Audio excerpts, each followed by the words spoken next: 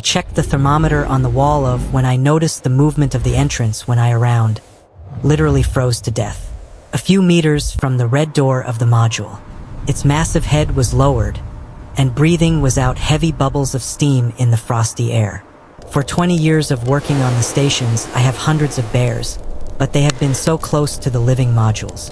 And they have been at the door, as if expecting to be the raised her head. Her black eyes met mine, and this look I saw something absolutely incredible. Neither aggression nor curiosity, but desperate prayer for help. I slowly moved towards the holding my hands in front of and trying not to sharp movements, although my heart was like crazy. When I came closer, I saw that the bear was in terrible state. Her usually thick white fur was wrinkled and covered with ice. They were falling, and they were trembling from exhaustion. The most amazing thing was that her belly was huge and clearly inflated.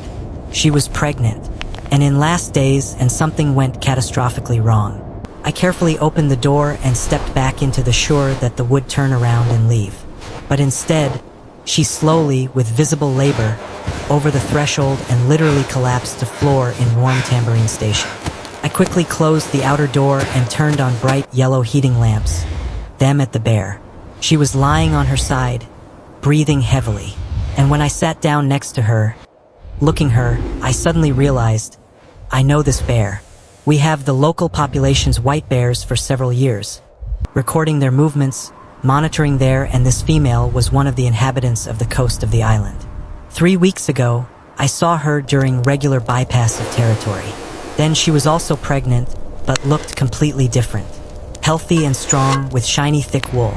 On that day, she settled in her usual place, on large ice, not preparing for birth in calm environment. And according all our calculations, she was given a month in comfortable conditions for what could have in these 3 weeks. What turned a healthy and strong bear into this exhausted, worn-out creature lying on the of the from her mouth came a low tone of the body shrunk in a shudder, and I realized that their time to the births began right now. From the nostrils, the wool on the paws was wet. She obviously swam in icy water which could pregnant bears in their last days. I saw her eyes half closed from weakness, how the muscles of her huge paws tremble, how the breathing suddenly her stomach got cramped in powerful fight. The hind legs got, and I saw how something dark and wet. All my experience was by the aid for people who pass all the polar stations. But no, either I will help right now, or she will die here on the of together with her child. I grabbed a clean towel from a green medical container and prepared to help. The little was off very slowly. The bearess tried to hold back, but was so exhausted that the process almost stopped. The was in half. If you don't help right now, he can suffocate. My hands were, but I carefully grabbed the part of the bear's and began to gently pull into the fight. There was growling, low and terrible, but did try to bite me, as if she understood that I tried to help. After few painful minutes, the bear finally slipped out my hands. A tiny lump the size of a small dog, all wet, covered with translucent film, with closed eyes and tiny ears pressed to head. I quickly freed his nose and mouth from the film, expecting that the bear would start licking herself. But she was lying with her eyes barely breathing, too weak even to turn head. I was terrified. Newborn bears can't breathe themselves. They need to stimulate it. Otherwise they die in first minutes. I grabbed a dry towel and began to energetically rub the tiny body, imitating the movement of mother tongue. That was still motionless. His little chest was not. The tiny paws were involuntarily dangling. They were like ours. I continued to massage, desperately hoping for miracle, and suddenly his chest trembled. The pink mouth opened and gave out weak, but long-awaited squeak. High, complainant. I carefully put the bear next to the bears, hoping that smell and sounds of the will her strength. There was covered rare light fur through which the pink skin shone. His tiny paws did not move the air, and from the eyes. They opened her eyes. They smelled weakly, but then her body again shrunk. Powerful, so strong that she gave off almost human stonebly. I froze in complete confusion. The births are over. The little was but the crouched as if they had begun. And suddenly it reached. There was another little bear, the second one, which I did not even suspect. The second little bear began to appear faster than the first one. They're the last forces, and after a few minutes he slipped out my palm. Such a crack. With that rare light-colored fur and pink skin, with tiny black claws on paws. But unlike the first, this bear was completely motionless. His chest did rise. There was no sound, the body just lay in my palms. I quickly freed his breathing path, began to rub with towel, massaged his small chest with 2 fingers, but nothing helped. There was not breathing. His pink skin began to acquire a bluish tint. Second, the chances of rapidly dropped. In despair, I carefully put the lifeless bear right on the bears, hoping for miracle, that the maternal instinct would be stronger than exhaustion. He opened her eyes weakly, looked at the motionless baby, and I saw how something changed in her gaze. As if maternal love was stronger than mortal exhaustion, she slowly, with great effort, raised her massive head and began to lick the bear. Her big, rough tongue moved along the body methodically and persistently from head to tail, again and again, without stopping for a second. I sat next to, hiding my breath, not dare to move. 10 seconds, 20, 30. The bear was still motionless, and I felt hope begin to me. Maybe he was dead, maybe premature births were too hard for him. But the bear continued to, her tongue moved more persistent, more energetic, as if she refused to that her child was lost. A minute and a half I was to gently push the bear to get rid this painful hope. But suddenly the breast started tremble. It was barely noticeable movement, so weak that I first thought it seemed, but the felt it and began to even more. Her tongue literally massaged the little body. And then the bear trembled harder. His little mouth opened, and a weak, intermittent hiss, then another one. A little louder, then another one. The tiny paws twitched, the head turned, and the warmth in his tiny mouth came a quite confident, demanding whistle. He was, the second bear was alive. The maternal love literally returned him from the other world. The bear continued to lick both children. Her movements were weak, but they felt incredibly gentle. The bears were high, demanding, instinctively crawling to the mother's belly. Their tiny noses were themselves in wool of the hourglass. The first bear was already quite confidently moving his paws, and second was still moving awkwardly, as if his body had not yet returned to life. The next few hours I just sat next to them, watching the bears and periodically checking their condition. There was lying motionless, only rarely licking the bears which crawled near her belly, helplessly moving her tiny paws. Mother's belly. Their tiny noses were themselves in wool of the hourglass. The first bear was already quite confidently moving his paws, and second was still moving awkwardly, as if his body had not yet returned to life. The next few hours I just sat next to them, watching the bears and periodically checking their condition. There was lying motionless, only rarely licking the bears which crawled near her belly, helplessly moving her tiny paws. They found the nipples and began to suck, making happy, hissing sounds. But the bear was so exhausted that I doubted whether she had any milk. Her sides fell even harder. Her ribs were crumpled under wet wool. Her eyes were half closed, that I understood that if she didn't eat and drink in the next hour, would die of starvation and exhaustion. And together with her, the bears who completely depended on mother's milk. The problem was that I was left alone at the previous shift left a week ago, and the one was to arrive 3 days ago. But their ship broke down and now they were delayed indefinitely. This meant that my own food were at the bottom. There were few cans, canned, a little bit crackers and 3 frozen fish, which I saved just in. I looked at her paws and fallen sides. Then at the bears that were trying to suck the milk out empty nipples.